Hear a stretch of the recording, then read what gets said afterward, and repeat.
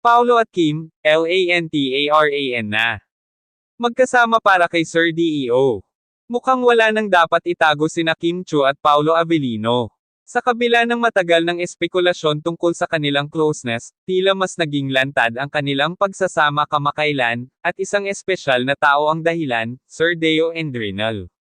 Sa isang event na alay para kay Sir Deo and Rinal, isa sa pinakamahalagang haligi ng ABS-CBN, magkasamang dumalo sina Kim at Paolo upang magbigay pugay sa taong tumulong sa kanilang mga karera. Hindi maikakaila ang kanilang chemistry, lalo na nang makuhanan sila ng mga larawan at videos na tila walang ibang mundo kundi ang isa't isa.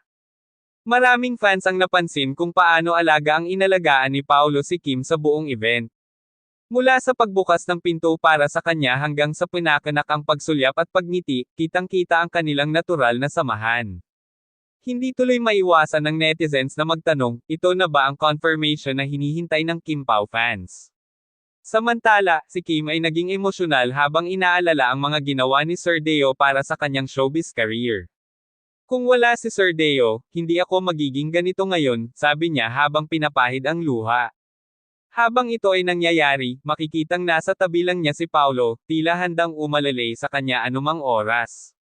Bagamat wala pang direktang kumpirmasyon tungkol sa totoong estado ng kanilang relasyon, tila ang kanilang madalas na pagiging magkasama at natural na chemistry ang nagsisilbing sagot para sa maraming fans.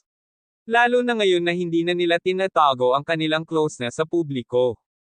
Ano sa tingin nyo? Ito na ba ang hinihintay nating paglalahad ng Kim Pao love story? Ay comment ang inyong opinyon sa ibaba. At syempre, huwag kalimutang i-like, i-share, at mag-subscribe sa Celebrity Hub para sa pinakabagong update sa mundo ng showbiz. Pindutin na rin ang notification bell para hindi ka mahuli sa aming susunod na videos.